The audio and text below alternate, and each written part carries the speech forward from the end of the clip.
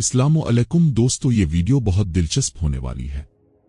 दोस्तों, इस वक्त कुदरत का ऐसा करिश्मा जाहिर हुआ जो पूरी दुनिया ने देखा। फ़िरौन की लाश से 3000 साल बाद आवाज आने लगी, जिसको देखकर वहां पर मौजूद लोगों में खौफ व हिरास पैदा हो गया। लोग अल्लाह अकबर के नारे लगाते हुए वहां से भाग निकले। इस वीडियो ने पूरी दुनिया में तहलका मचा कर रख दिया।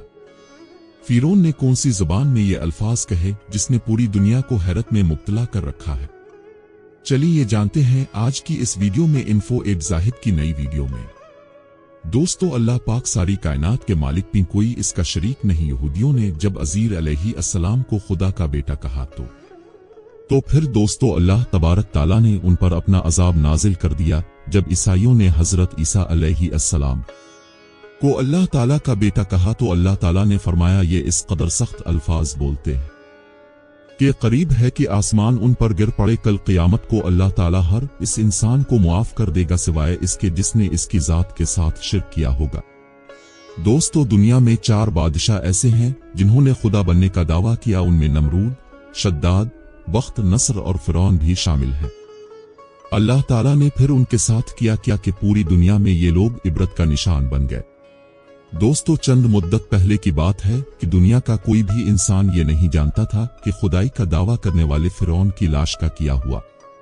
इसकी बाक़ियात कहाँ हैं? अल्लाह ताला की किताबों तौरात, इंजील और कुरान मजीद में इस बात का जिक्र तफसील से मिलता है, मगर यहूदियों ने कुरान पाक को मानने से इनकार कर दिया, जिसका जिक्र अल्लाह ताला ने कुरान पाक में यूं किया है कि हम फ़िरौन की लाश को दुनिया के सामने इबरत के लिए महफूज करके रखेंगे। 1891 तक किसी ऐसी लाश का लोगों को नाम व निशान तक नहीं पता था।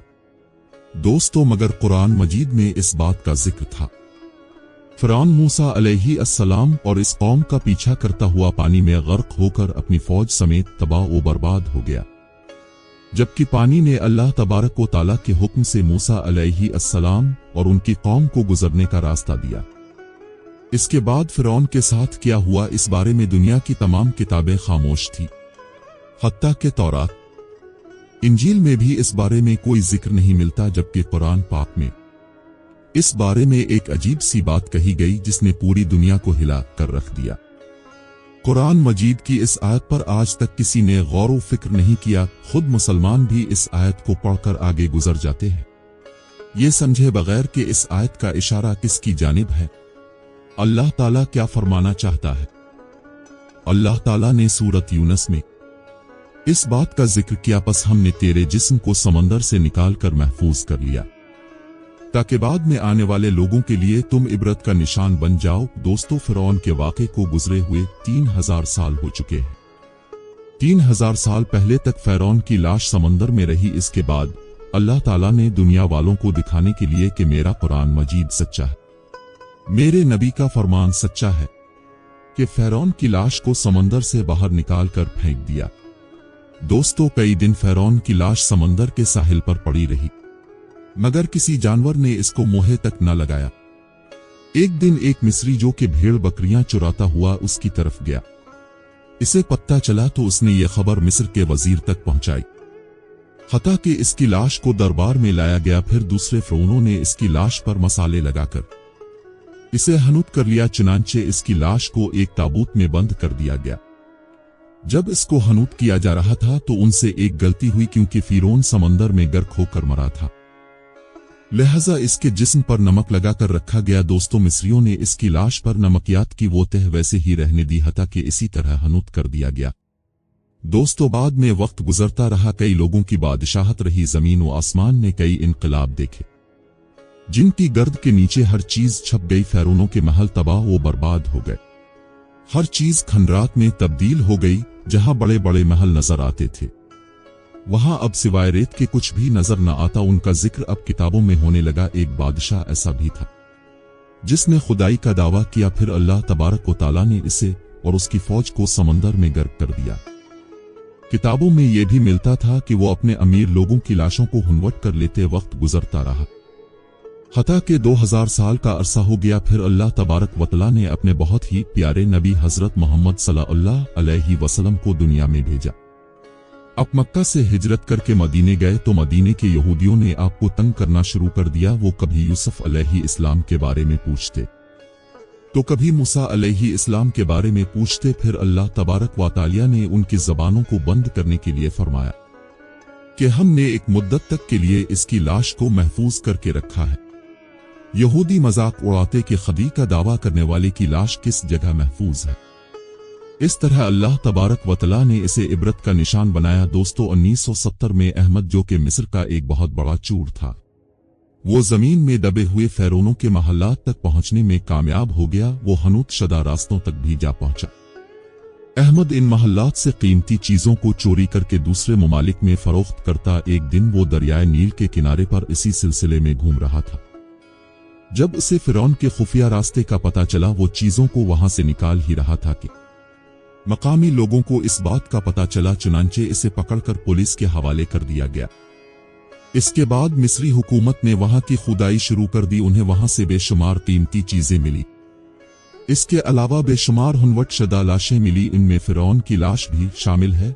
उन तमाम ममियों को मादीन के रह लेकर चले गए, जो कि मिस्र का दारुल हुकूमत है। दोस्तों चुनांचे यूरोप के मादीन ने उन पर तहकीक करना शुरू कर दी।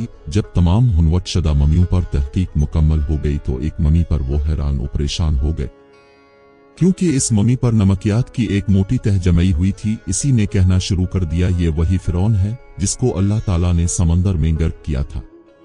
फिर अल्लाह ताला ने इसकी लाश को समंदर से बाहर फेंका। ये दुनिया में एक बोचाल पैदा करने वाली खबर थी। लिहाजा दुनिया के बड़े बड़े माहिरीन मिस्र में फ़िरौन को देखने के लिए जमा हो गए।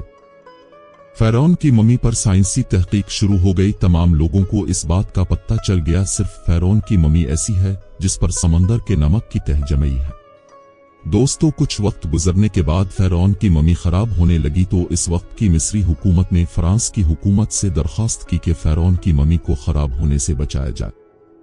इस पर तहकीक की जाए कि फ़िरौन की मौत किस तरह वाक़ई हुई। चुनांचे मिस्री हुकूमत और फ्रांस की हुकूमत ने मिलकर फ़िरौन की लाश को मिस्र में ले जाने का इंतजाम किया। फ्रांस में फ़िरौन की लाश को बेहतरीन प्रोटोकॉल दिया गया। फौजी दस्तों से फ़िरौन की ममी को सलामी पेश की गई। एक बादशाह की तरह इसका इस्तकबाल किया गया, ताकि फ्रांस का सदर खुद इस्तकबाल करने के लिए पहुंच गया। फ्रांस के बेहतरीन माहिरीन ने फ़िरौन की ममी पर तहकीक शुरू कर दी। ममी का तमाम तरीकों से जायजा लिया गया तो मालूम हुआ इसकी लाश में समंदर के ज़रात अभी तक मौजूद हैं, जबकि उसकी मौत भी पानी में डूबने की वजह से हुई। दोस्तों उसे इस बात का पता चला कि इस ममी का जिक्र मुसलमानों की किताब कुरान मजीद में भी है। मिस्र एक इस्लामी मुल्क है, लिहाजा मुझे वहां से कोई ऐसा राज मिलेगा जिसकी वजह से तहकीक में मदद मिलेगी। चुनांचे ये अंग्रेज साइंसदान मिस्र पहुंच गया। वहां पर उसकी मुलाकात एक मुसलमान मिस्री साइंसदान से हुई। चुनांचे इस मुसलमान साइंसदान ने इसे सूरत यूनुस की वो आयत सुनाई जिसमें फरमाया गया था, जब फ़िरौन ने हज़रत मूसा अलैहि अस्सलाम का पीछा किया तो उसके साथ किया हुआ। दोस्तों अल्लाह तबारक व तआला ने किस तरह इसकी लाश को महफूज किया, ताकि बाद में आने वाले लोगों के लिए ये इबरत का निशान बन सके। अंग्रेज साइंसदान को अपनी तमाम बातों का जवाब मिल गया कि किस तरह फ़िरौन की ममी को हनूत किया गया, किस तरह इसका ताबूत मिला, किस तरह अल्लाह तबारक व तआला ने इसको महफूज करके रखा। चुनांचे कुरान मजीद की ये आयत सुनकर वो अंग्रेज साइंसदान कलमा पढ़कर मुसलमान हो गया। अल्लाह तबारक व तआला ने फ़िरौन की लाश को दुनिया के सामने महफूज करके रख दिया। ये अल्लाह तबारक व तआला का बहुत बड़ा मोजज़ा है। फ़िरौन की ममी को देखकर उन तमाम लोगों को उनके सवालात के जवाब मिल गए जो इंसान के मरने के बाद उठने पर यकीन नहीं रखते। अल्लाह तबारक व तआला चाहे तो फ़िरौन की ममी को महफूज रख सकता है। आज पूरी दुनिया देखती है अल्लाह तबारक व तआला ने किस तरह इसकी लाश को महफूज करके रखा, किस तरह लोग इसे देखने के लिए जाते हैं। वो फ़िरौन जो अपने आप को खुदा कहता, किस तरह उसकी ममी पड़ी है। देखने वालों के लिए ये इबरत है। नेशनल ज्योग्राफिया की जानिब से एक ऐसी वीडियो सामने आई जिसमें देखा जा सकता है कि फ़िरौन की लाश से कुछ आवाजें आ रही हैं। कहा जा रहा है ये इब्रानी ज़बान के लफ्ज़ हैं। दोस्तों मगर बात किस्मती है कि पूरी दुनिया में इब्रानी ज़बान बोलने वाला एक भी आदमी नहीं और ना ही कोई समझ सकता ये किया के रहा है। दोस्तों अल्लाह तबारक व तआला का कुरान मजीद सच्चा है, अल्लाह के नबी का फरमान सच्चा है। अगर हम कुरान मजीद को तर्जमे के साथ पढ़ें तो हमारी जिंदगी तब्दील हो सकती है। वो कौन से लोग हैं जो कुरान मजीद को तर्जमे के साथ पढ़ते हैं, कमेंट बॉक्स में लाजमी बताना। मेरा YouTube चैनल info@zahid अब के लिए बेहतरीन मवाद फराहम करने की कोशिश कर रहा है। یہاں آپ کو ملیں گے دلچسپ ویڈیوز، معلوماتی ٹپس اور تفریحی مواد جو آپ کی روزمرہ کی زندگی کو بہتر بنا سکتا ہے۔ اگر آپ کو میری ویڈیوز پسند آئیں تو براہ کرم انہیں لائک کریں اور اپنے دوستوں کے ساتھ شیئر کریں۔ آپ کا ہر لائک اور شیئر مجھے مزید محنت کرنے کی تحریک دیتا ہے۔ اس طرح اپنا صرف مجھے سپورٹ کرتے ہیں بلکہ اپنے دوستوں کو بھی بہترین مواد تک پہنچاتے ہیں۔ تو آئیں مل کر اس کمیونٹی کو بڑھائیں اور ہر نئی ویڈیو کے ساتھ جڑیں۔